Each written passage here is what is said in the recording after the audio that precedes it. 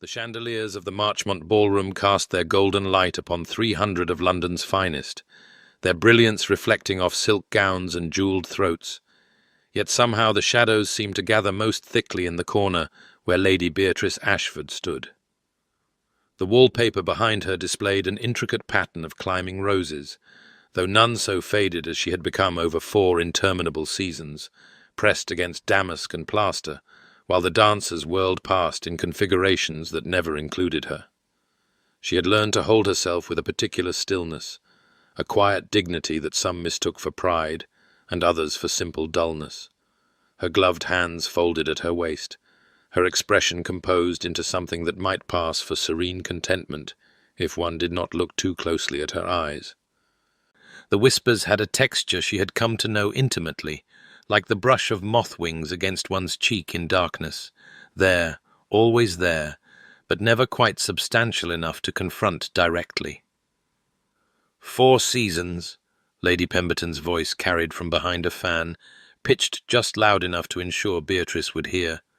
And still no prospect at all, poor creature. The murmurs of agreement rippled outward like stones cast into still water,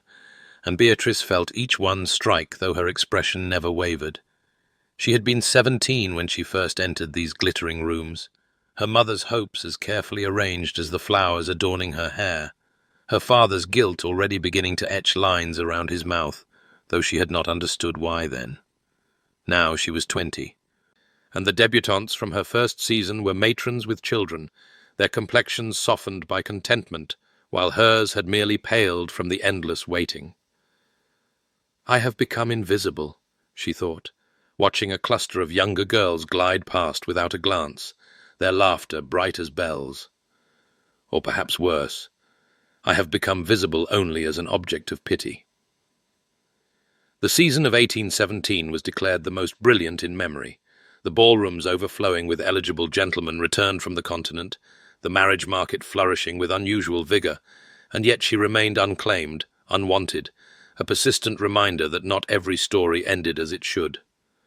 Lord Hartley swept past with Miss Caroline Dewsbury, and Beatrice remembered when his mother had suggested her as a suitable match just last year, remembered the horror that had flickered across his face, quickly masked, but not quickly enough.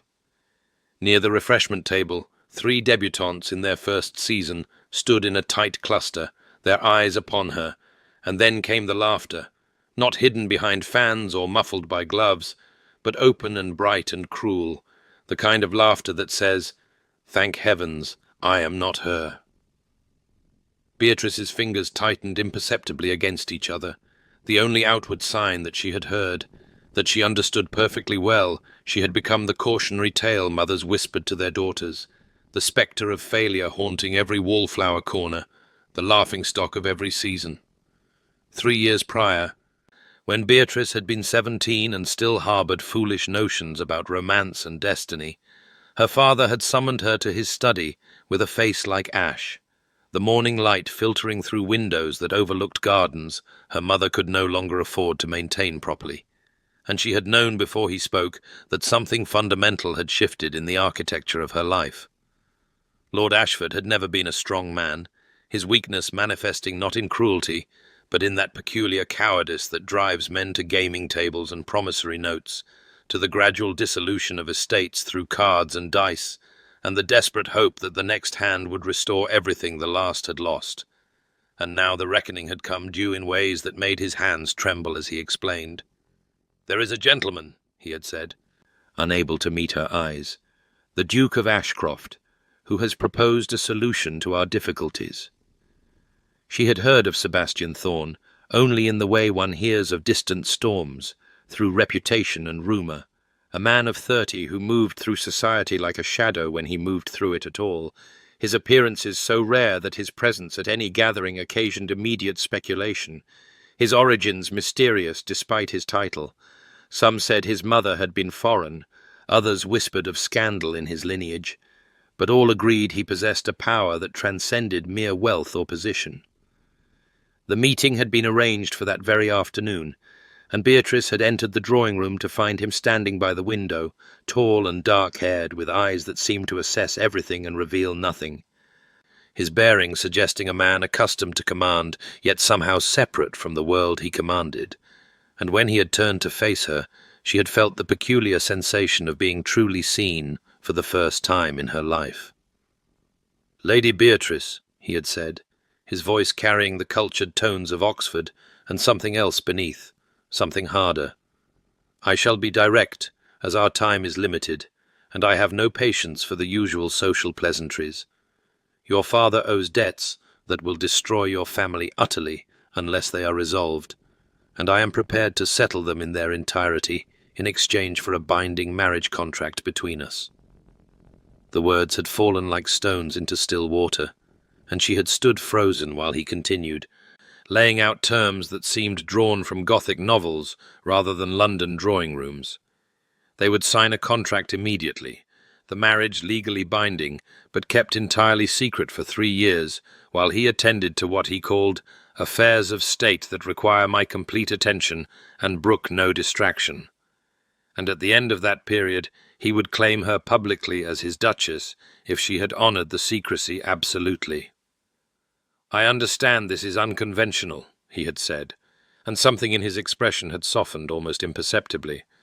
"But I give you my word as a gentleman that in 3 years, when my affairs are settled, I shall claim you publicly, and you will want for nothing." She had looked at her father's desperate face, at her mother's worn gloves visible through the doorway, at the faded curtains that spoke of genteel poverty approaching, and she had said simply, "I accept," sealing her fate with 2 words, and watching Sebastian Thorne produce a marriage contract already prepared, already signed by witnesses she did not know,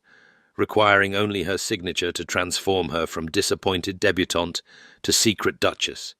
bound by law and honour to a man who promised everything and revealed nothing, who spoke of 3 years as though time itself would bend to his will, whose eyes held secrets she could not begin to fathom, as she took the pen and wrote her name in ink that dried black as a raven's wing.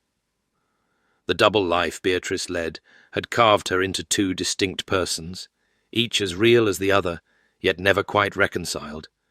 The first a figure of quiet endurance who stood against ballroom walls accepting the whispered assessments of her inadequacy with downcast eyes.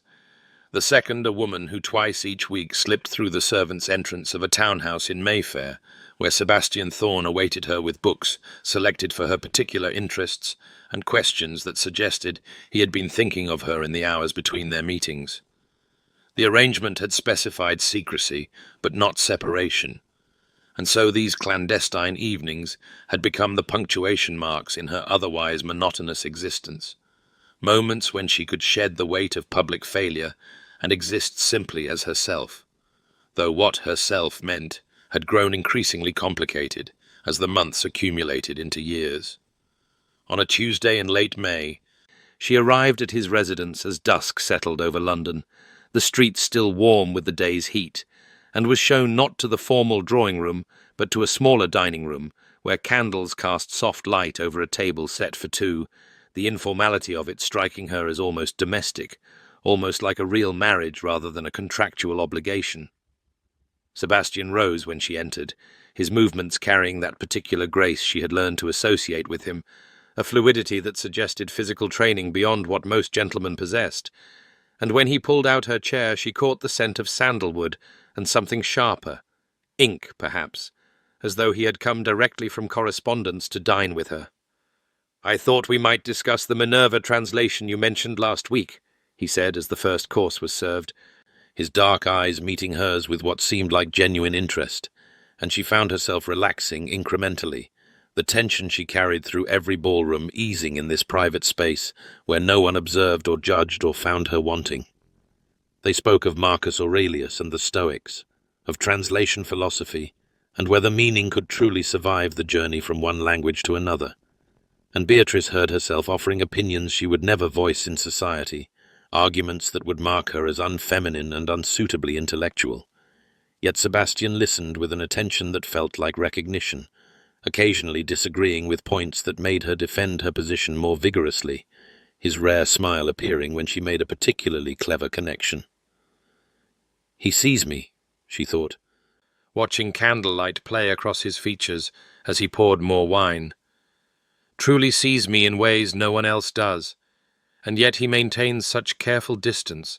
as though I am a puzzle to be studied rather than a wife to be cherished. When their hands accidentally brushed, reaching for the same book he had brought to illustrate a point, he withdrew immediately, that shuttered expression descending over his face like a curtain, and she felt the familiar ache of wanting something more than their contract allowed, the dangerous stirring of genuine feeling for a man who had promised her nothing beyond eventual public acknowledgement.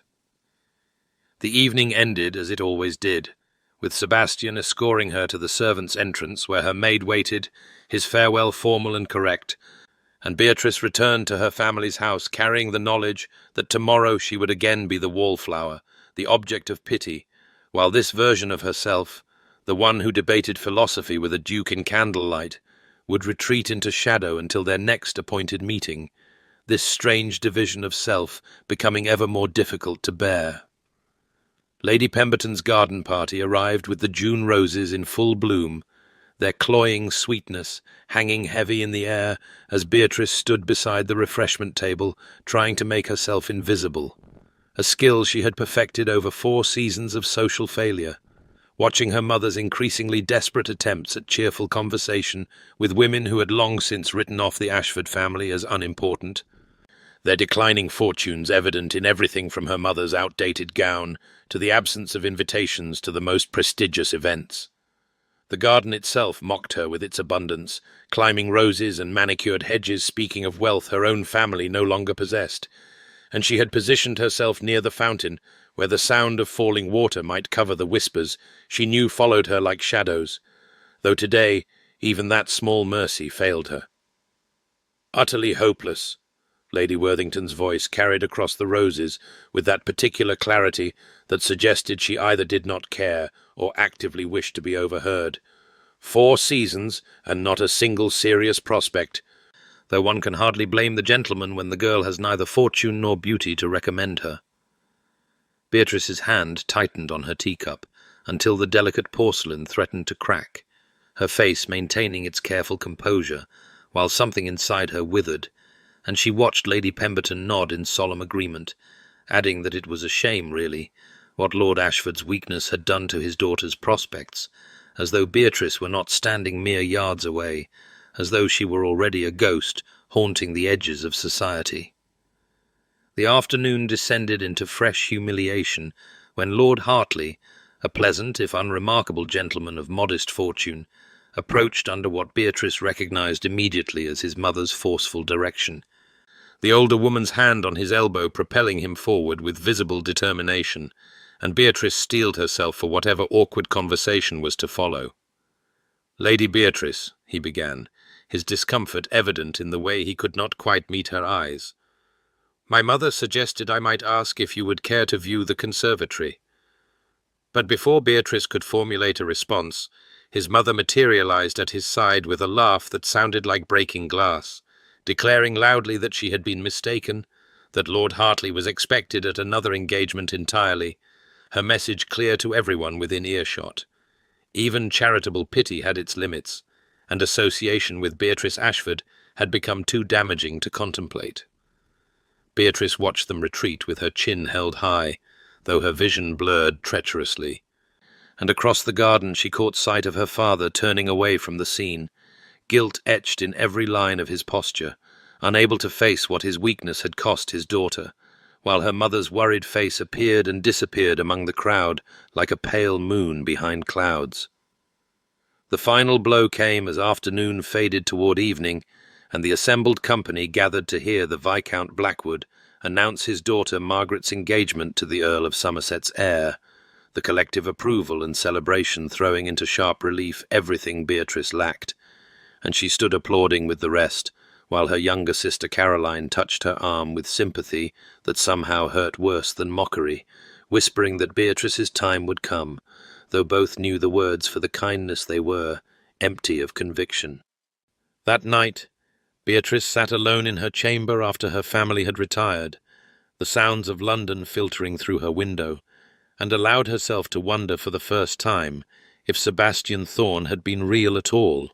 or merely some elaborate fantasy her desperate mind had constructed,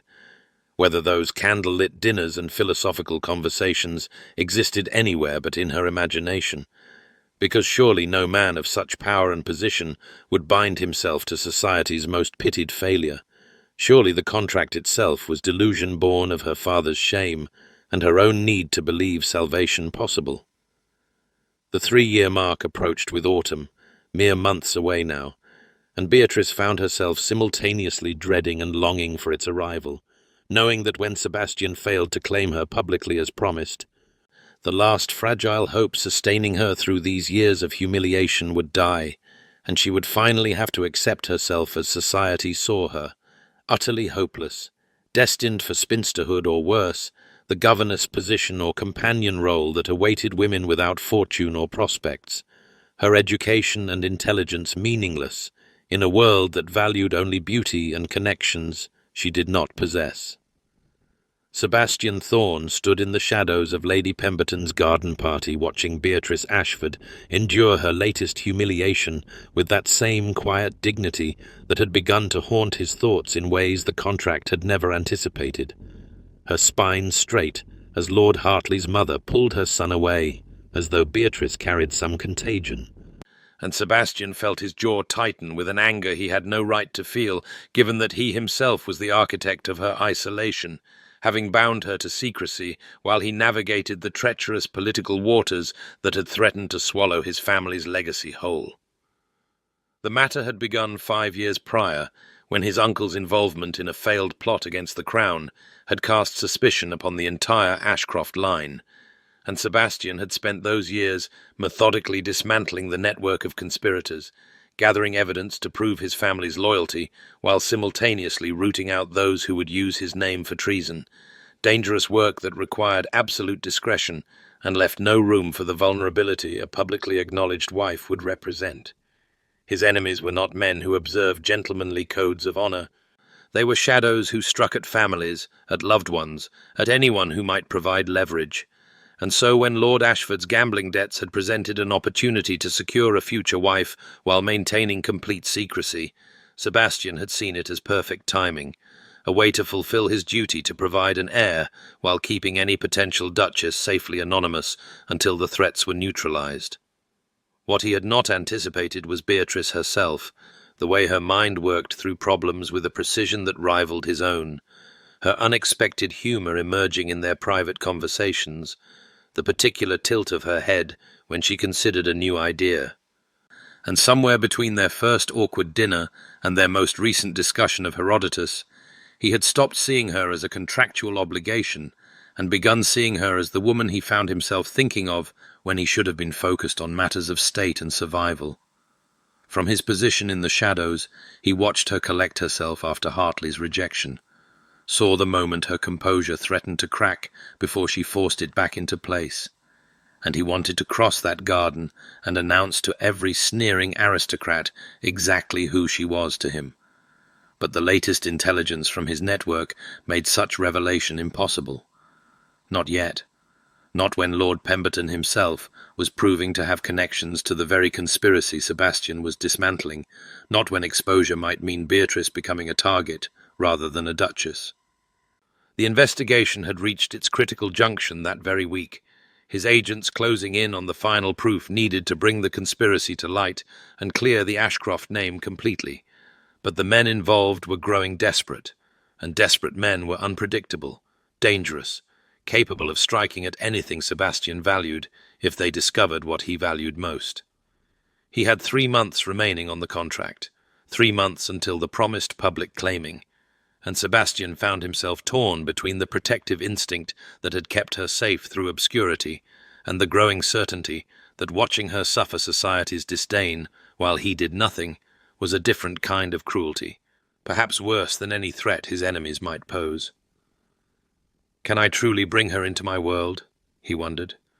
watching Beatrice slip away from the garden party with her mother's worried face following her retreat.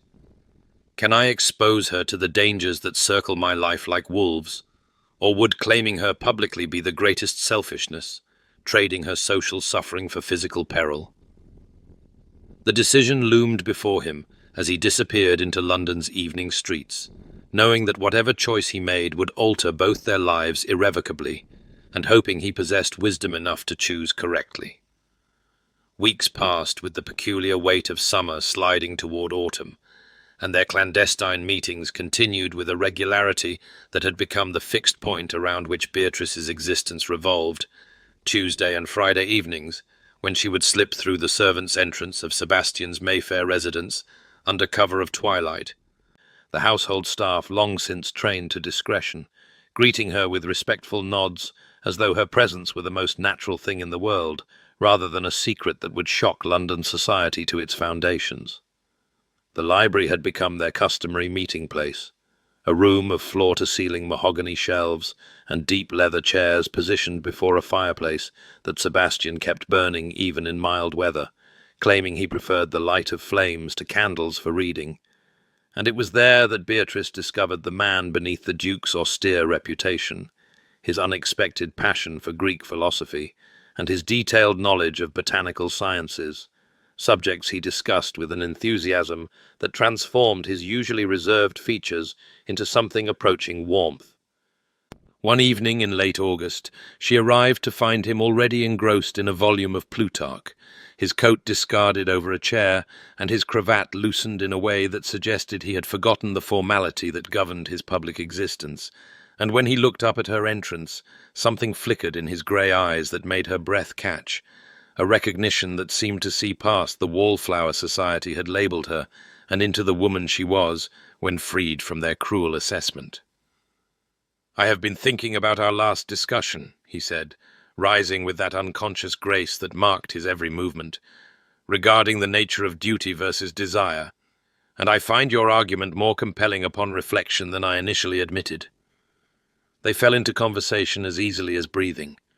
debating whether Aristotle's conception of eudaimonia could be achieved through obligation alone or required elements of genuine choice.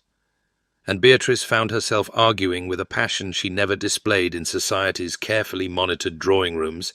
her intelligence finally given space to unfold without fear of being labelled unfeminine or presumptuous. The hours dissolved around them until Sebastian's butler appeared with the discreet cough that indicated the lateness of the hour, and Beatrice realized with a start that they had been talking for nearly 4 hours. The fire burned low, and the candles guttering in their holders, time passing in that suspended way it did when one was wholly engaged with another mind. As Sebastian walked her to the servants' entrance, a ritual that had become their habit, his hand brushed against hers in the narrow corridor, and neither pulled away immediately, the contact lasting perhaps 3 seconds longer than propriety allowed, and Beatrice felt heat climb her neck at the intimacy of it, this small touch somehow more significant than any words they had exchanged. "Beatrice," he said softly, her Christian name still sounding strange in his formal mouth, "I want you to know that these evenings have become—"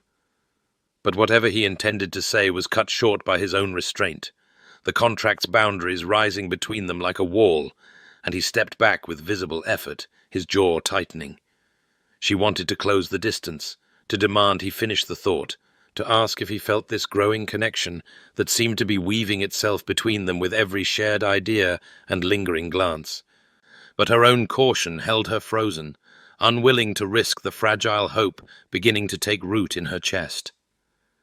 The moment passed, and she slipped out into the London night, carrying the ghost of his unfinished sentence, while beyond the walls of their secret meetings, her sister Caroline received her 3rd marriage proposal that week, and their mother fretted openly about what was to become of Beatrice, whose 4th season was drawing to its mortifying close with no prospects whatsoever, society's mockery growing bolder as her situation grew more desperate, though none of them knew that in the quiet sanctuary of Sebastian's library something was shifting between contractual obligation and genuine regard, slowly, cautiously, like spring flowers pushing through the last stubborn snow of winter. The September air carried the first whisper of autumn's approach, when Beatrice sat in her family's morning room, enduring what would prove to be the most excruciating conversation of her entire 4-season ordeal, Lady Worthington's well-meaning but devastating suggestion hanging in the air like smoke that refused to dissipate. Her words precise and careful as she explained that her cousin's family in Yorkshire required a governess for their 3 daughters, and perhaps dear Beatrice might consider the position given her unfortunate circumstances. The implication clear that spinsterhood was no longer a distant possibility, but an approaching certainty that required practical planning. 1 month remained until the 3-year deadline Sebastian had promised. 1 month until he was supposed to claim her publicly, but sitting in that sun-filled room watching her mother's face crumple with resignation, Beatrice felt the foundation of her hope beginning to crack, because her mother was nodding, actually nodding, tears streaming down her face as she agreed that perhaps it would be for the best, that Beatrice had always been good with children, and a respectable position was preferable to becoming a burden on Caroline's future household. Her father remained conspicuously absent from the discussion, his guilt over the gambling debts that had necessitated the secret contract, keeping him confined to his study, where he could avoid witnessing the consequences of his failures. And Beatrice sat very still with her hands folded in her lap, thinking how fitting it would be if she ended her days teaching other women's daughters, while her own marriage remained a secret that would die with her, a contract fulfilled in letter, but never in spirit. Meanwhile, across London in his study at the Ashcroft residence, Sebastian received intelligence from his most trusted agent that made his blood run cold, not merely information about the conspiracy he had been dismantling, but evidence that his enemies had begun investigating his private life, asking questions about his movements on Tuesday and Friday evenings, making inquiries among servants, and the agent's final words carried a warning that could not be ignored, that any weakness Sebastian possessed would be discovered and exploited without mercy. The timing was catastrophic, because his network had also brought him news of the governess position, of Beatrice's mother weeping her agreement, of Lady Worthington's kindly meant assassination of whatever remained of Beatrice's social standing, and Sebastian found himself pacing his study like a caged wolf, trying to determine which danger was greater, the threat to Beatrice's life, if he claimed her now while his enemies circled, or the destruction of her spirit, if he allowed her to slip away into the anonymity of paid employment. His investigation was nearly complete. 3 more weeks, and he would have sufficient evidence to bring before the Crown, to clear his family's name and eliminate the threats that had necessitated secrecy. But 3 weeks might as well be 3 years if Beatrice accepted that position and disappeared into Yorkshire, beyond his reach, beyond society's mockery perhaps, but also beyond any chance of the future he had begun to envision in those quiet evenings when her laughter filled his library and her mind challenged his assumptions about duty and desire. The choice crystallized before him with brutal clarity: keep her safe through continued anonymity and lose her entirely to a life of genteel servitude, or risk everything by claiming her now, 1 month early, while his enemies still had power to strike, and the danger remained tangible and real. And Sebastian stood at his window watching London's streets fill with evening shadows, wondering if he possessed the courage to choose her happiness over her safety, or if he would prove himself a coward who hid behind noble justifications, while the woman he had come to need more than he had ever intended slipped through his fingers into a future that did not include him at all. The Marchfield ball arrived on a Thursday evening, thick with the scent of forced hothouse roses and the brittle gaiety of London's elite, celebrating what seemed an endless succession of betrothals, and Beatrice stood in her customary position near the potted palms, watching the ballroom transform into a theatre of announcements as couple after couple stepped forward to receive society's congratulations, including Eleanor Hartwick, who had debuted the same season as Beatrice and was now expecting her second child, and Margaret Thornbury, who had been considered plain until her substantial dowry attracted a viscount, and even shy little Anne Weatherby, who had married a country squire and seemed genuinely content despite his lack of title. Each announcement felt like a small death, a reminder that 4 years had passed since Beatrice's own debut, and she stood exactly where she had begun, except older now and more thoroughly dismissed, the young debutantes of this season not even bothering to mock her anymore, but simply looking through her, as though she were part of the wallpaper pattern, not threatening enough to warrant cruelty, and not interesting enough to warrant acknowledgement. Lady Pemberton approached with that particular expression of saccharine concern that aristocratic women perfected for delivering social assassinations, her fan fluttering as she said in a voice pitched to carry to the nearby listeners, "Dear Beatrice, I have been meaning to speak with you about your future. Surely you must know that spinsterhood is nothing to be ashamed of in this modern age. Why, my own cousin never married, and she runs a very respectable household in Bath, quite content with her independence, I assure you." And something in Beatrice's chest cracked, hearing her worst fears spoken aloud as established fact. Spinsterhood no longer a possibility to be avoided, but an inevitability to be embraced with whatever dignity she could muster. She felt her composure beginning to fracture. That careful mask she had maintained through 4 seasons of humiliation, slipping as Lady Pemberton continued with her kindly meant destruction, suggesting that Beatrice might consider the governess position Lady Worthington had mentioned,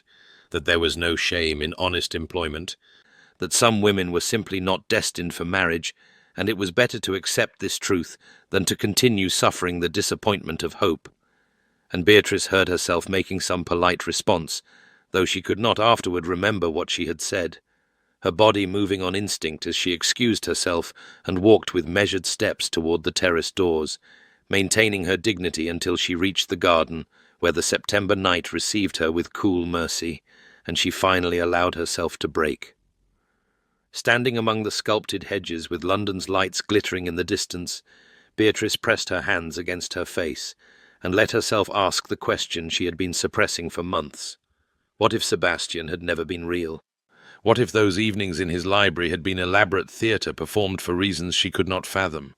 What if the contract itself was some cruel joke, and she had built her entire existence around a fantasy that would dissolve like morning mist, leaving her with nothing but 4 wasted years and a reputation for being too foolish even to recognize her own insignificance? But even as despair threatened to consume her entirely, something deeper rose up in resistance, a core of strength forged in those very years of mockery, and Beatrice straightened her spine and wiped her eyes, thinking that she would survive this, just as she had survived everything else,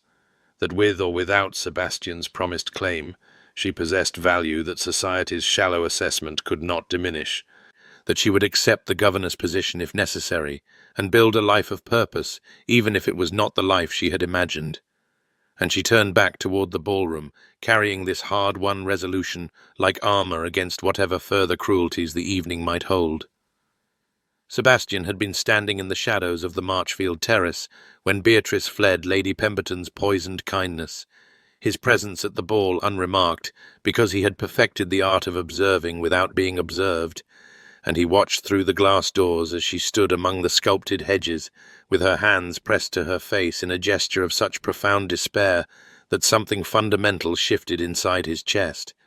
Not the dutiful concern of a man honoring a contract, but the visceral anguish of witnessing someone precious in pain.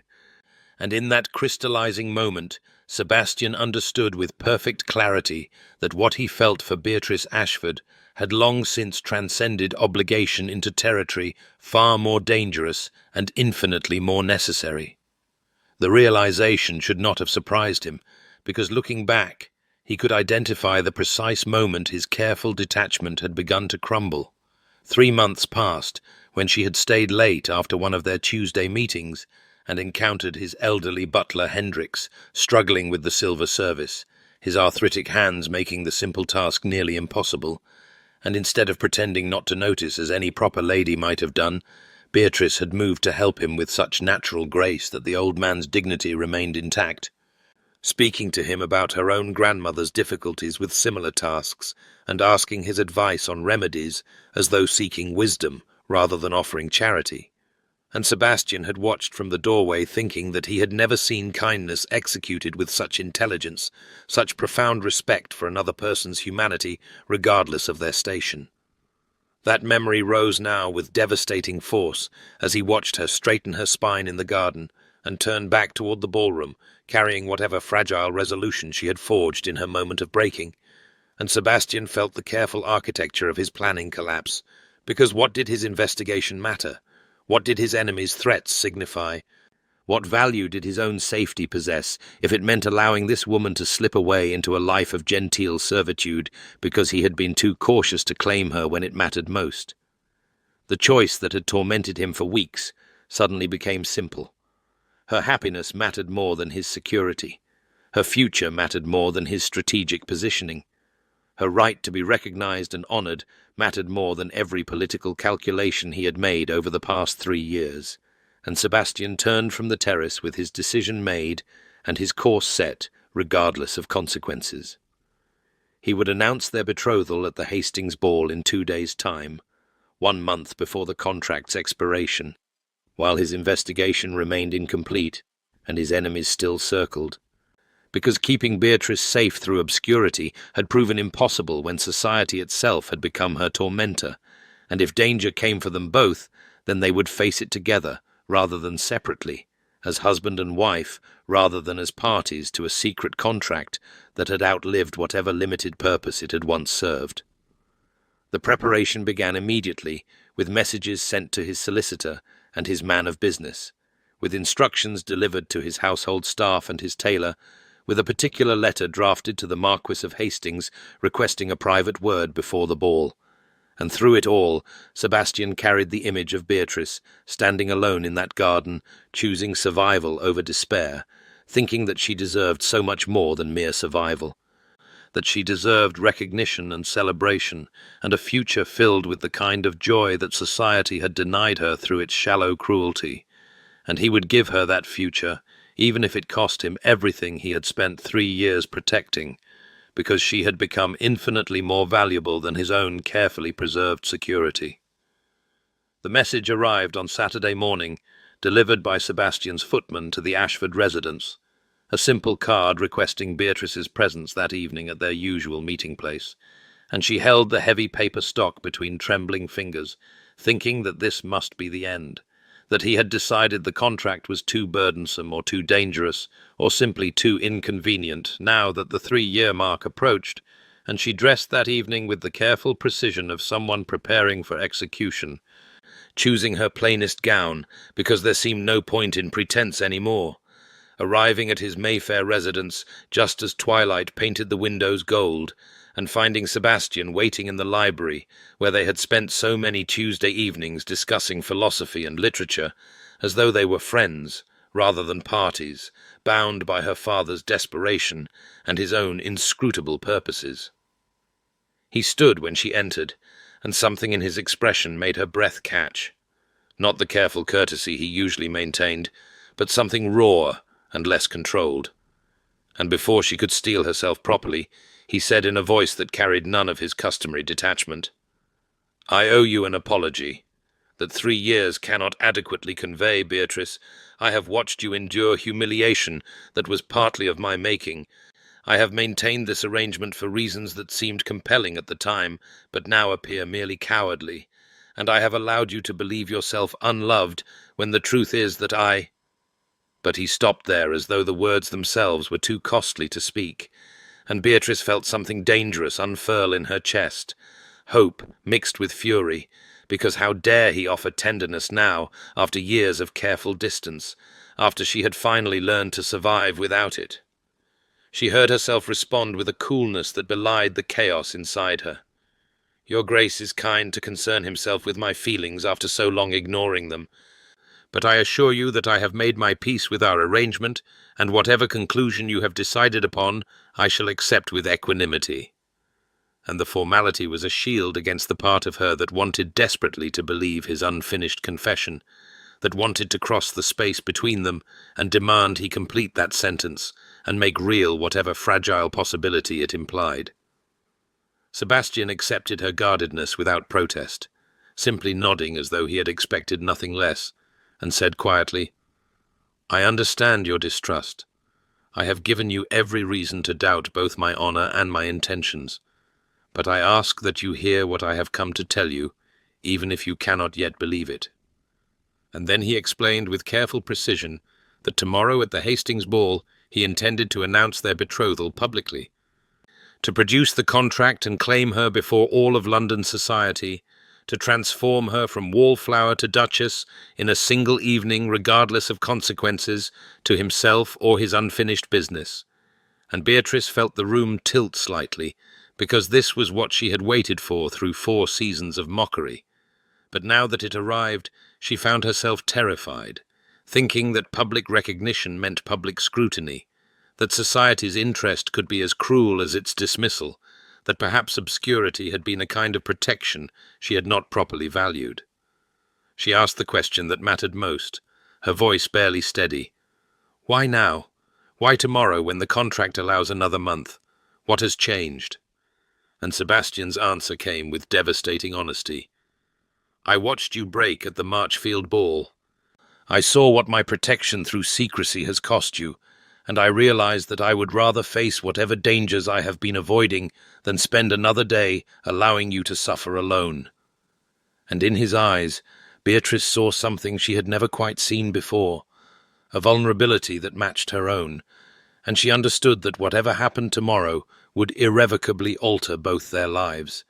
that there would be no returning to the careful distance they had maintained, and the terror of that transformation warred with a hope so fierce it threatened to undo her completely.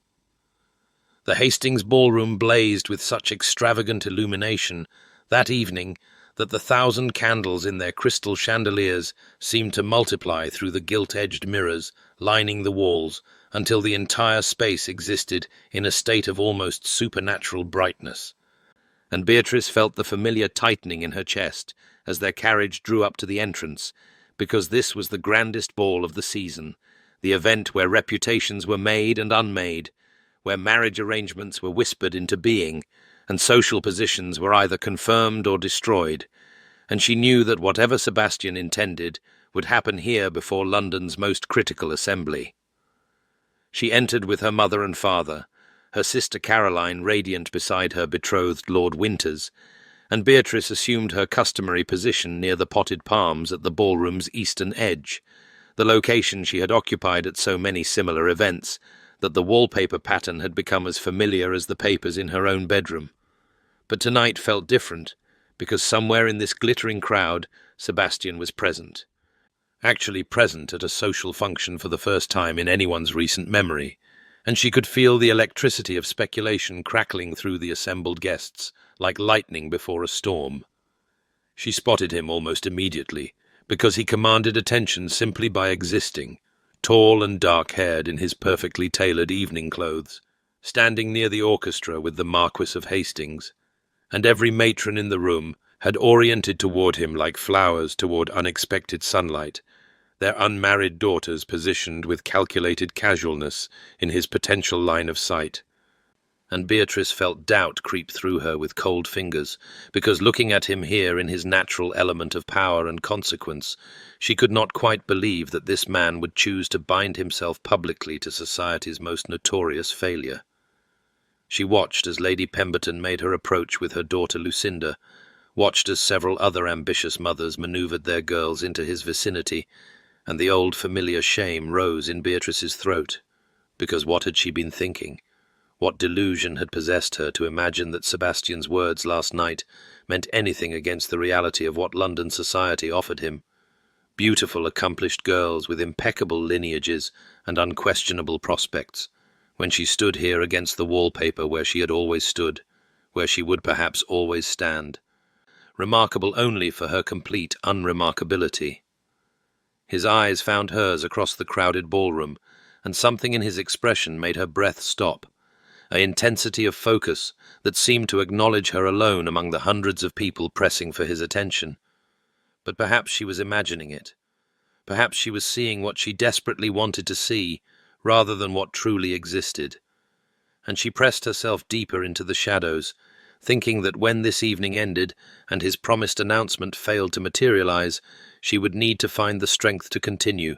to survive not just society's mockery, but the far more devastating pain of her own extinguished hope. Sebastian's movement through the crowded ballroom carried the deliberate quality of a man who had made an irrevocable decision and would not be deterred from its execution, and Beatrice watched with mounting disbelief as he excused himself from the cluster of admirers surrounding him, stepped away from Lady Pemberton's transparently positioned daughter, and began walking with unmistakable purpose directly toward the eastern wall, where she stood half-concealed behind the potted palms, and the whispers started immediately because everyone could see the direction of his approach, and everyone knew that nothing of significance existed in that corner, except the wallflower, who had occupied it for 4 interminable seasons. The crowd parted for him automatically, as crowds always parted for men of his rank and consequence, and Beatrice felt her heart hammering against her ribs with such violence that she thought surely everyone must hear it, thought that perhaps she should flee before he reached her, and whatever humiliation this moment contained could unfold. But her feet seemed rooted to the floor, and her eyes locked on his approaching figure, with the helpless fascination of someone watching their entire world transform before them. And she registered with some distant part of her mind that the orchestra had faltered slightly, that conversation throughout the ballroom had dropped to urgent whispers, that every eye had turned to witness the Duke of Ashcroft walking with clear intention towards society's most notable failure. He stopped directly before her, and the whispers swelled into something louder, speculation crackling through the assembly like wildfire, and Beatrice saw Lady Pemberton's face drain of colour in her peripheral vision, saw her own mother's expression shift from confusion to dawning hope, saw Caroline grip Lord Winter's arm with white-knuckled intensity, and then Sebastian was bowing before her with the formal precision required by society's strictest protocols, his dark eyes never leaving hers, and she watched as though from a great distance as he extended his gloved hand toward her in unmistakable invitation. His voice when he spoke carried clearly enough that the nearest observers could hear every word, and he said with a formality that somehow conveyed intimacy, "My lady, would you honor me with this dance?" And the phrasing was traditional, but the context was revolutionary, because dukes did not request dances from wallflowers, did not single out unremarkable girls for public attention, did not extend their hands with such obvious intent to women whom society had collectively dismissed as beneath notice. Beatrice's hand trembled visibly as she raised it to accept his, her glove pale against his darker one, and she heard her own voice answer with a steadiness that surprised her. "The honor would be mine, your grace." And the moment her fingers touched his palm, she felt the solid reality of him, the warmth of his hand even through their gloves, and understood that this was truly happening, that whatever safety obscurity had provided was about to be stripped away forever, that she was stepping from shadow into light, and there would be no returning to the comfortable anonymity of wallpaper and dismissal. He drew her forward with gentle pressure, and she moved with him onto the dance floor where couples were forming for the next set, and she registered through the roaring in her ears that it was a waltz, the most intimate of dances, the one that required close contact and sustained connection. And as Sebastian's hand settled at her waist, and his other hand enclosed hers with careful firmness, she looked up into his face and saw there something that made her breath catch, a tenderness mixed with determination, a claiming that went beyond mere social performance, and she understood that whatever happened next would alter the fundamental truth of her existence as surely as spring alters winter, and she was terrified and exhilarated in equal measure as the music began. The waltz began, and Beatrice discovered that all their clandestine meetings in his private residence had prepared her body for this moment, even as her mind reeled with the impossibility of it, because Sebastian led with such natural authority that her feet followed his without conscious thought, their movements synchronizing with the easy grace of partners who had danced together 1,000 times before, though this was their first public performance, and she felt the solid warmth of his hand at her waist through the silk of her gown, felt the pressure of his fingers intertwined with hers, felt the shocking intimacy of being held by him before hundreds of watching eyes after years of carefully maintained distance whenever they might be observed. He drew her closer than strict propriety required, and she allowed it because denying him anything in this moment felt impossible, and she was aware with every fibre of her being that they were being scrutinized by everyone in the ballroom, that Lady Pemberton's face had gone from pale to crimson, that her mother had pressed a handkerchief to her lips, that Caroline was gripping the Marquis's arm with obvious amazement, but Sebastian's dark eyes held hers with such intensity that the watching crowd seemed to fade into insignificance, seemed to become merely backdrop to this singular moment of transformation. "You are trembling," he murmured, his voice low enough that only she could hear beneath the swelling music, and she managed a shaky breath before responding. "I am terrified that I shall wake and find this is merely another dream, another delusion born of desperate hoping." And she saw something flicker in his expression, pain perhaps, or regret, before he said with quiet firmness, "This is no dream, Beatrice. This is the beginning of what should have been yours from the first moment, what I should have given you years ago,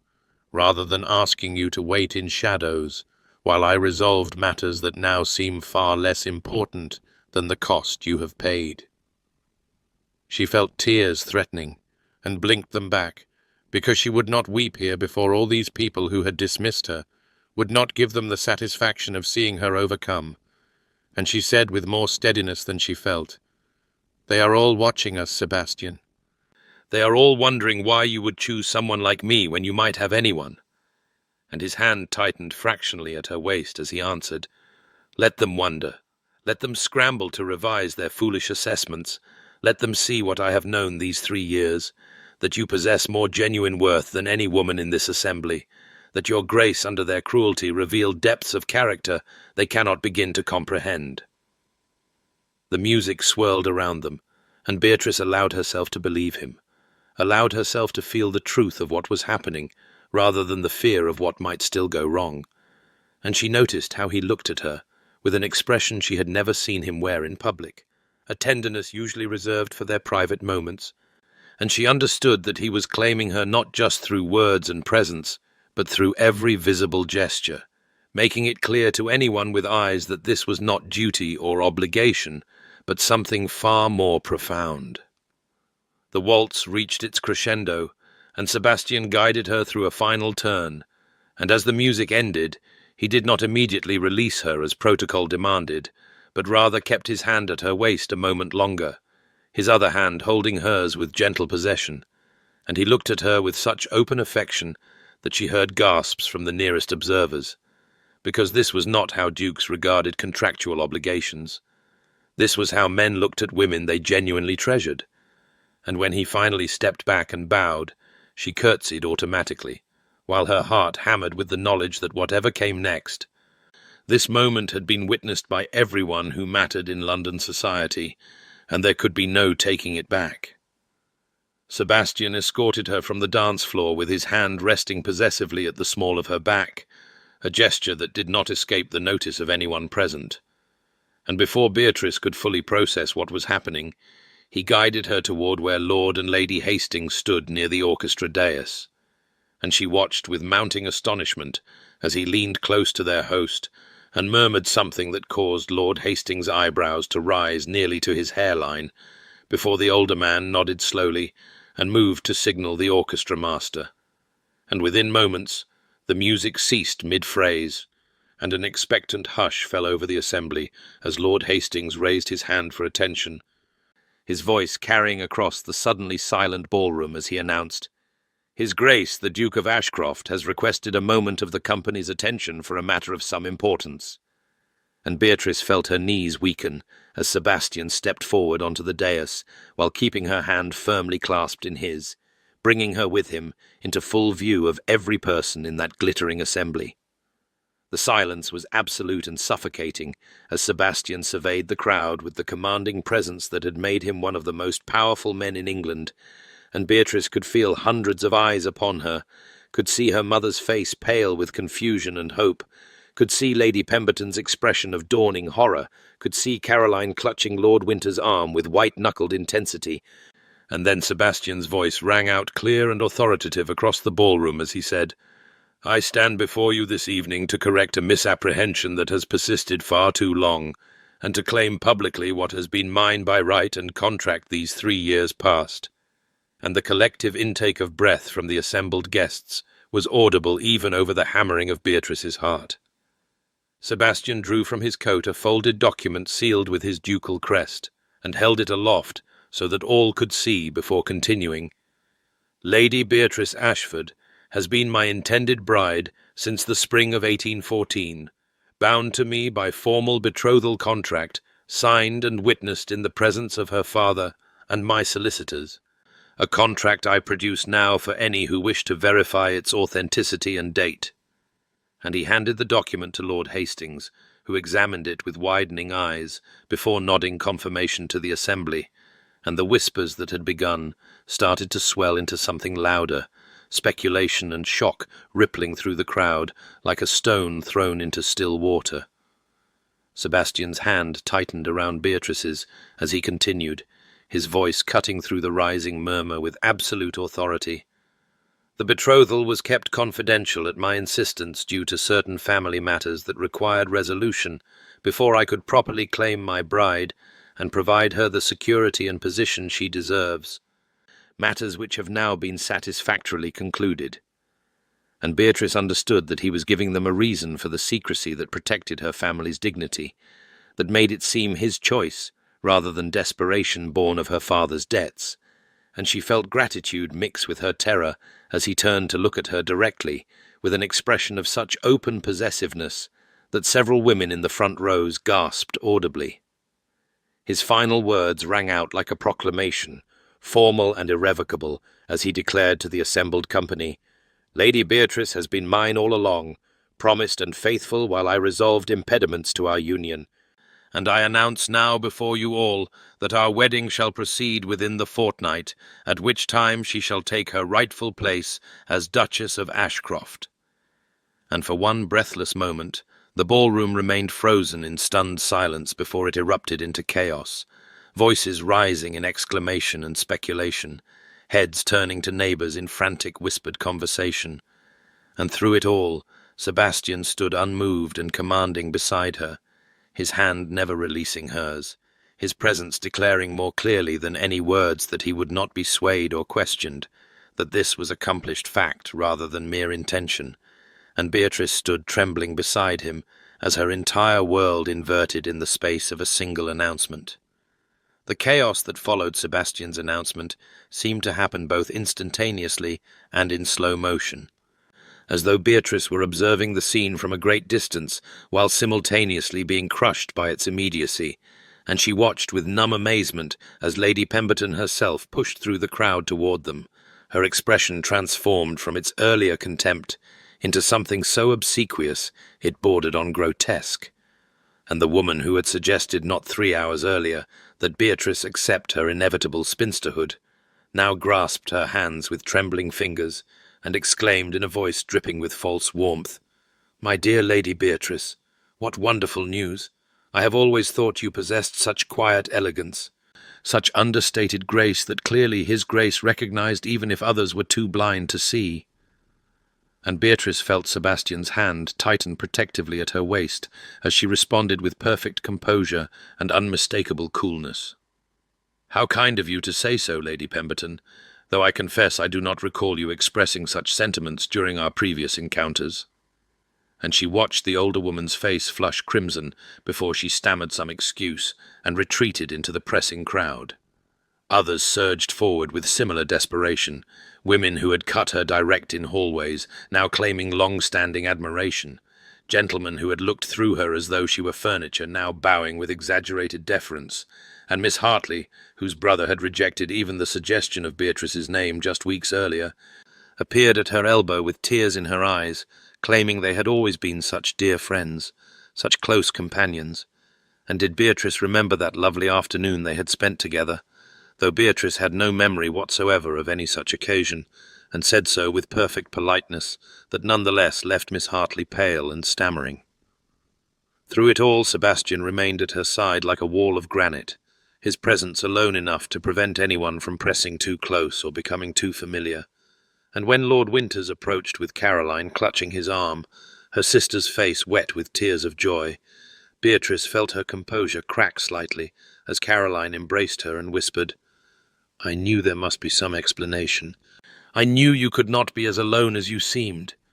And Beatrice held her sister close while her own tears threatened, because Caroline had been kind even when kindness seemed foolish, had defended her even when defense seemed futile, and now at least one person's faith had been vindicated.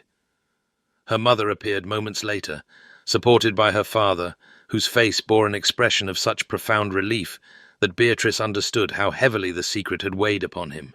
how much he had suffered watching her endure society's cruelty, while unable to reveal the truth that would have ended it. And when her mother embraced her, she was weeping so profoundly that she could not speak, could only hold Beatrice close and stroke her hair as though she were a child again. And Beatrice felt years of tension between them dissolve in that moment, because her mother had not known, had genuinely believed her daughter destined for spinsterhood, and had grieved for it, and now discovered that grief had been unnecessary all along. Sebastian leaned close and murmured against her ear, "There is a private withdrawing room beyond the second corridor. Shall we claim a moment's peace?" And Beatrice nodded gratefully, because the press of bodies and voices was becoming overwhelming, the sudden reversal too much to process amid such chaos, and he guided her through the crowd with firm authority, his hand never leaving her waist, his expression discouraging anyone from attempting to delay their departure, and she was dimly aware of eyes following them, of whispers erupting in their wake, of the fundamental shift that had occurred in how society perceived her, but none of it felt entirely real, felt instead like something happening to someone else while she watched from behind glass. And when Sebastian finally closed the withdrawing room door behind them, shutting out the noise and spectacle, Beatrice found herself trembling so violently that her teeth chattered, and she sank onto the velvet settee while Sebastian knelt before her and took her cold hands in his warm ones. And for the first time since the announcement, she allowed herself to truly feel the enormity of what had just transpired. The silence in the withdrawing room felt sacred after the chaos of the ballroom, broken only by Beatrice's ragged breathing and the distant strains of music that had resumed beyond the closed door, and Sebastian remained kneeling before her while she struggled to compose herself, his hands warm and steady around her trembling fingers as he waited with the patience that had always characterized their private interactions, so different from the commanding authority he displayed to the world. And finally she found her voice, though it emerged as barely more than a whisper as she said, "I do not know how to reconcile these 3 years, Sebastian. I do not know how to simply accept that what was hidden is now revealed, and that all shall be well." And she watched his expression shift from concern to something deeper, something that looked almost like pain as he absorbed her words. He did not offer immediate reassurance or empty promises, but instead rose from his kneeling position and sat beside her on the settee, maintaining hold of one of her hands while giving her space to breathe. And when he spoke, his voice carried a weight of honesty she had rarely heard from him, as he said, "I do not expect you to simply accept it, Beatrice. I do not expect years of hurt to dissolve because I have finally done what I should have done far sooner." And she turned to look at him fully, seeing in his face an openness that the secrecy had never permitted, a vulnerability that moved something in her chest, even as her wounds remained tender. He continued, choosing his words with obvious care. "The secrecy was necessary, though that does not make it just. There were threats to my family line that required resolution, political entanglements that could have destroyed us both had our connection been known. Enemies who would have used you against me without hesitation."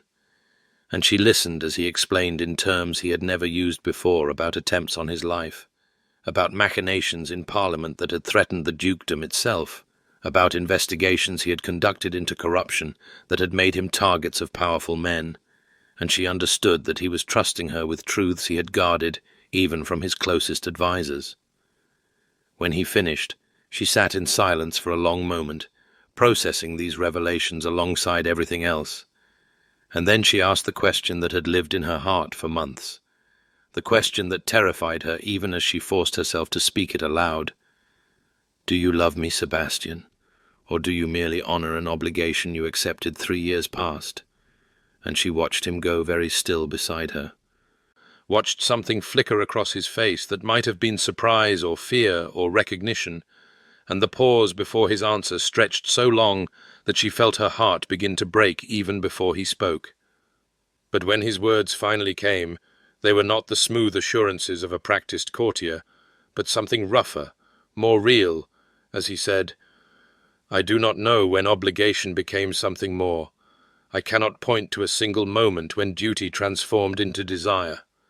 But I know that watching you endure society's cruelty, while I remained unable to defend you publicly, has been the greatest torment of my life. I know that your intelligence and grace and quiet strength have come to occupy my thoughts far more than mere obligation would warrant. I know that the idea of any life that does not include you has become unthinkable." And he turned to face her fully, his grey eyes holding hers with an intensity that made her breath catch as he continued, "Whether you call that love or something else I cannot say with certainty, for I have never felt its like before, but I can tell you with absolute truth that you are not mere obligation to me, Beatrice. You have not been for some time." She felt tears slip down her cheeks unbidden as she absorbed his words, searching his face for any sign of deception, and finding none. Finding instead a man who looked as uncertain and exposed as she felt. And slowly, tentatively, she lifted her free hand to touch his face, her fingers trembling as they traced the sharp line of his jaw, and she whispered, "Then perhaps we might begin again." Not as contract and obligation, but as two people attempting to build something real. And when he leaned into her touch and closed his eyes, she saw in that gesture the beginning of genuine intimacy that went beyond anything their arrangement had permitted, and for the first time since his announcement, she allowed herself to feel hope. The days following the Hastings ball transformed Beatrice's existence with a swiftness that left her reeling, as invitations that had never before borne her name now arrived in such abundance that her mother wept while sorting through them, and Lady Pemberton herself called at their residence to extend a personal invitation to an intimate dinner party, the very same woman who had suggested just weeks earlier that Beatrice accept her spinsterhood with grace, now claiming in syrupy tones that she had always recognized something special in dear Lady Beatrice, had always known she possessed qualities that would attract the most discerning of gentlemen, and Beatrice received her with perfect politeness that nonetheless conveyed precisely how transparent such revisionism appeared, her composure never wavering even as she declined the invitation, with the explanation that the Duke had already claimed that evening for other plans. She found herself navigating this new social elevation with a dignity that surprised even herself, refusing to succumb to either bitterness or vindictive pleasure. Understanding that true grace required her to rise above the cruelty she had endured rather than perpetuate it, and when Miss Hartley appeared at yet another gathering with desperate eyes seeking reconciliation, Beatrice accepted her stammered apology with quiet kindness, while making it clear through subtle distance that their relationship would never possess the intimacy Miss Hartley now claimed it had always held. And she watched the younger woman retreat with a mixture of satisfaction and sorrow, because she had learned too well how society's approval could vanish as quickly as it appeared. Sebastian courted her publicly with a deliberateness that spoke of genuine intention rather than mere obligation, appearing at her residence each afternoon with flowers chosen specifically for their meaning, white camellias for adoration, pink roses for grace, forget-me-nots for true love, and he took her driving through Hyde Park during the fashionable hour when all of society could observe them together, his attention focused entirely upon her as though the watching crowds did not exist, and she found herself slowly believing that his declaration in the withdrawing room had been genuine, that the man beside her truly cared for her beyond the contract that had bound them. The evenings brought invitations to operas and theatre performances, and Sebastian secured boxes where they could be seen by everyone, while maintaining enough privacy for genuine conversation. And Beatrice discovered that he possessed a dry wit she had only glimpsed during their secret meetings, a humour that emerged more freely now that secrecy no longer constrained them. And she laughed at his observations about society's sudden reversal with a lightness she had not felt in years, the sound of her own laughter startling her because she had forgotten what joy felt like when not shadowed by imminent humiliation. Society itself seemed determined to rewrite the narrative of her previous seasons, and she overheard conversations at gatherings where women who had cut her direct now claimed to have always admired her quiet elegance, her understated sophistication, her refusal to engage in the desperate husband-hunting that characterized less refined young ladies. And the revisionism was so blatant, so utterly shameless, that Beatrice might have laughed had it not been built upon 3 years of genuine suffering. But she held her tongue and smiled politely, and allowed them their delusions because she understood that society's memory was conveniently short, and that her new position depended partly upon permitting such comfortable fictions. Yet in private moments, usually late at night when she lay sleepless in her childhood bed, Beatrice struggled to reconcile the joy of Sebastian's courtship with the memories of endless mockery,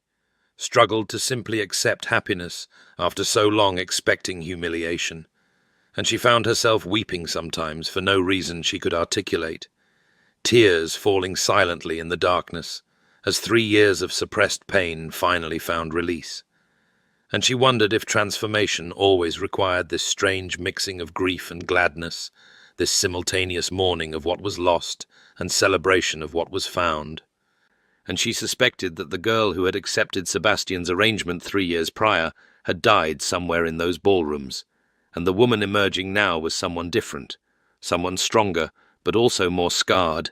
and she was not entirely certain yet whether that transformation had been worth its cost.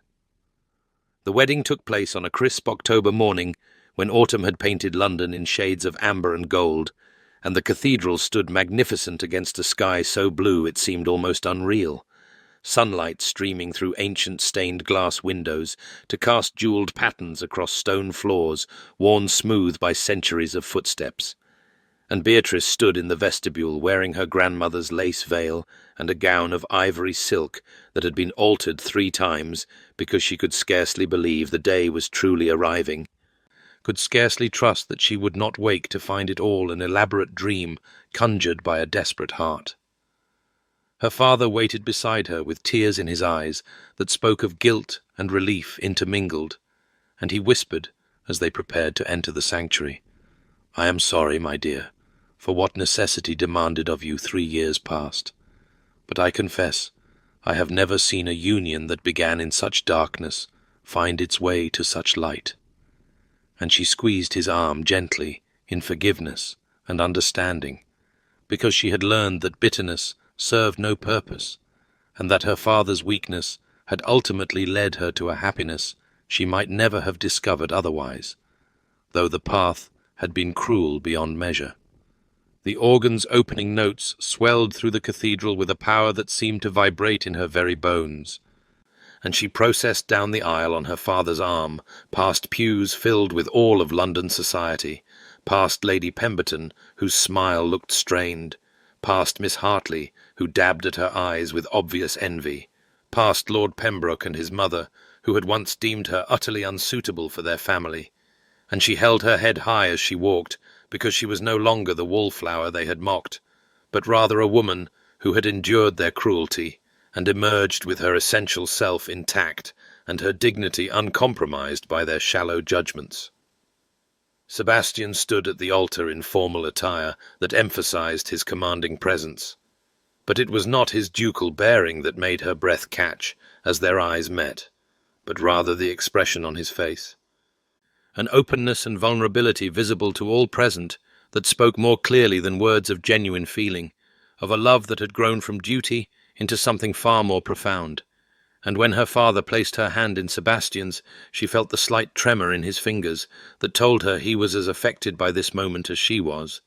that beneath his composed exterior he felt the weight and wonder of what they were undertaking together. The ceremony proceeded with all the traditional solemnity, the Archbishop's voice resonating through the sacred space as he spoke of duty and devotion, of the sanctity of marriage and the bonds being forged before God and witnesses. But Beatrice heard these familiar words differently now because they applied to her in a way she had never imagined during those years of social exile, and when the moment came for vows, she spoke her promises clearly and without hesitation, watching Sebastian's eyes as she pledged herself to this man who had been contract and obligation and was becoming something infinitely more precious.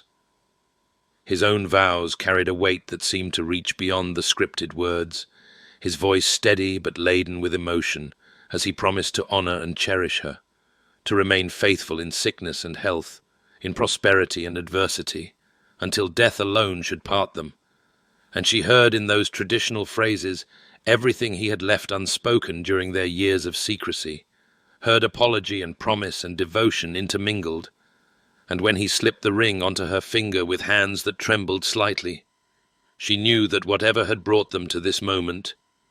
the future they were building would be founded on something real and chosen rather than merely contracted and obligatory. The Archbishop pronounced them husband and wife before the assembled congregation, his words making official what had been legally binding for 3 years but emotionally distant until recently. And then Sebastian lifted her veil with careful reverence and kissed her for the first time before all of society, their first kiss, laden with 3 years of restraint and longing and patience, and she felt in that contact a promise of intimacies yet to be discovered, of a physical connection that would mirror the emotional understanding they had been building in private. And when they finally drew apart to face the congregation as Duke and Duchess of Ashcroft, the applause that filled the cathedral felt like vindication and triumph, and the closing of one chapter, while another infinitely brighter one began to unfold before them. 2 years had passed since that October wedding, 2 years that had transformed Beatrice's existence in ways both profound and subtle,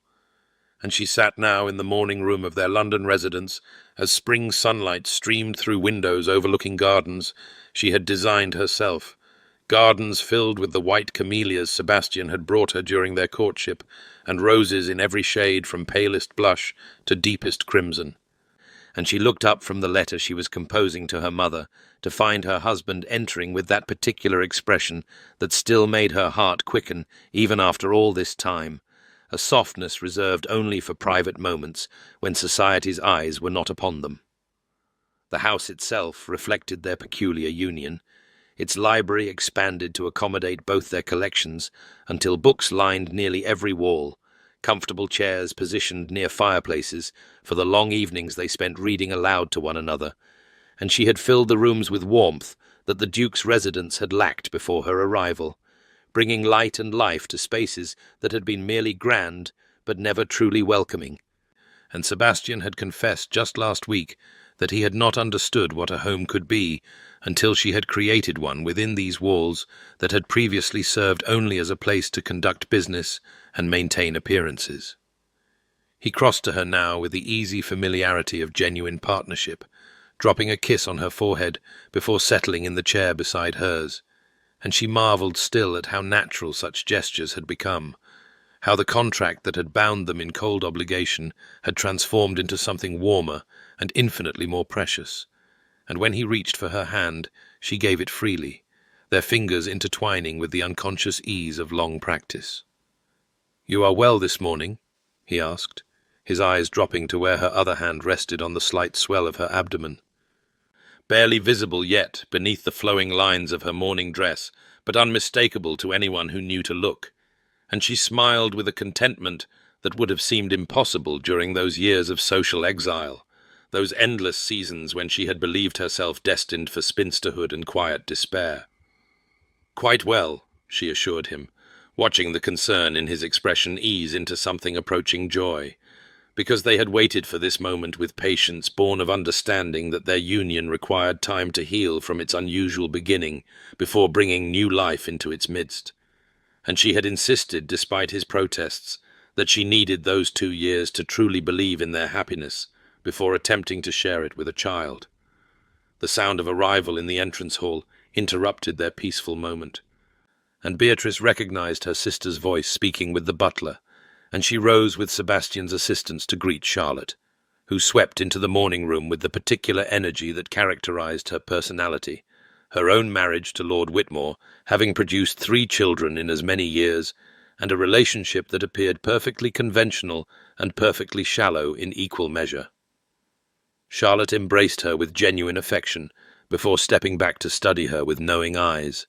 and Beatrice watched recognition dawn on her sister's face as she observed the subtle changes that pregnancy had begun to work upon Beatrice's figure,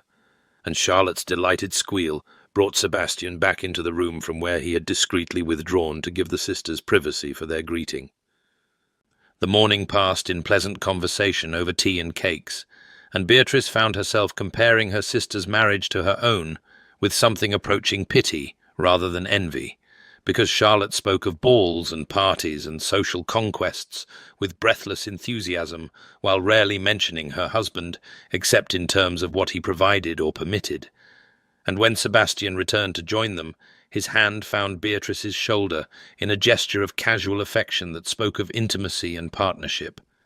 And she saw her sister notice the touch, and the way Beatrice leaned slightly into it, unconscious comfort that characterized their interactions now. And Charlotte's expression held something wistful, despite her apparent satisfaction with her own circumstances. After her sister departed, Beatrice remained in the morning room watching spring rain begin to fall against the windows, and Sebastian found her there an hour later, lost in contemplation of how strangely her life had unfolded, from wallflower to duchess, from mockery to love. And when he asked what occupied her thoughts, she told him truthfully that she was remembering those years of humiliation and finding herself almost grateful for them, because suffering had taught her to value what she now possessed, had taught her that happiness earned through patience and endurance held deeper sweetness than pleasure that came too easily. And he knelt beside her chair and took both her hands in his, and told her that her grace under cruelty had been what first made him truly see her, had been what transformed obligation into something far more profound. And she believed him, because 2 years of partnership had taught her to recognize truth in his voice, and she had learned finally to trust in happiness, rather than waiting always for its inevitable withdrawal. The summer ball at Lady Worthington's residence 3 years after that transformative announcement found Beatrice standing in a position of honour rather than obscurity, her hand resting on Sebastian's arm as they greeted guests with the easy grace that characterized their partnership now,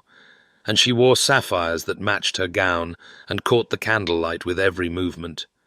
But it was not her jewels that drew admiring glances, but rather the unmistakable radiance that came from genuine happiness, from a life built on understanding and patience rather than mere social advancement. And when she caught sight of a young woman hovering near the wallpaper in a position achingly familiar from years past, wearing a gown slightly out of fashion and an expression of quiet resignation, Beatrice felt her heart contract with recognition and memory of what such nights had once cost her in dignity and hope. She excused herself from Sebastian's side with a touch to his hand that communicated volumes in the silent language they had developed over years of partnership, and he responded with the slightest nod and a look of such understanding that it still amazed her how completely he could read her thoughts, and she crossed the ballroom with deliberate purpose toward the young woman who seemed to be trying to disappear into the damask wallpaper. And when Beatrice approached with a warm smile, the girl's eyes widened with something between terror and desperate hope that society's most elevated duchess would deign to notice her existence at all. "The music is quite lovely this evening, is it not?" Beatrice offered gently, positioning herself beside the girl in a manner that suggested companionship rather than condescension, and she watched the young woman struggle to form a response, clearly bewildered by this unexpected attention. And Beatrice continued softly, "I confess, I remember standing in precisely this spot during my 4th season, believing myself invisible to everyone, save those who took particular pleasure in remarking upon my continued unmarried state. And I wondered then if I would ever know anything beyond the particular cruelty of being society's perpetual disappointment." The girl's eyes filled with tears that she blinked back quickly, and she whispered, "Your Grace, I had heard you were once. That is to say, I did not realize." And Beatrice smiled with genuine warmth, because the young woman's confusion was understandable, given how thoroughly society had revised its assessment of the Duchess of Ashcroft, erasing from collective memory the years when Lady Beatrice Ashford had been their favourite object of pity and mockery, and she said quietly, "What they remember, and what was true, are often vastly different things, my dear, and I learned during those difficult years that worth exists independent of recognition, that patience sometimes yields rewards far beyond what desperation ever could, and that the judgment of those who see only surfaces tells us nothing of our essential value. She felt rather than saw Sebastian's approach, his presence a warmth at her back, and when she glanced up at him, the expression on his face held such tenderness that even after 3 years of marriage it still made her breath catch, and he bowed slightly to the young wallflower before extending his hand to Beatrice and saying, "My dear, I believe they are beginning the next set, and I find I cannot bear to watch others dance when I might have the pleasure of partnering you myself." And she placed her hand in his with the absolute trust that had replaced the trembling uncertainty of years past. And as they moved toward the dance floor, she looked back once to see the young woman watching them with an expression of dawning hope, as though witnessing their evident devotion had suggested possibilities she had not previously dared to imagine. Dear listener, perhaps you have known seasons of waiting when your worth went unrecognized, when the shallow judgments of those around you seemed to define your possibilities and limit your horizons, when you wondered if patience was merely another name for foolishness, and if hope was a luxury you could no longer afford to maintain. And I would remind you gently that the truest value often remains invisible to eyes trained only to see surface accomplishments and conventional measures of success, that the deepest connections sometimes require time and testing before they reveal their full potential, and that endurance through difficulty can forge a strength and wisdom that easy pleasure never could produce. The world may tell you that happiness delayed is happiness denied, that worth unrecognized is worth non-existent, but I have learned through years of testing that patient cultivation of genuine understanding yields harvests far richer than hasty grasping after shallow approval, that the love built slowly through accumulated moments of true seeing holds depths that instant attraction can never plumb,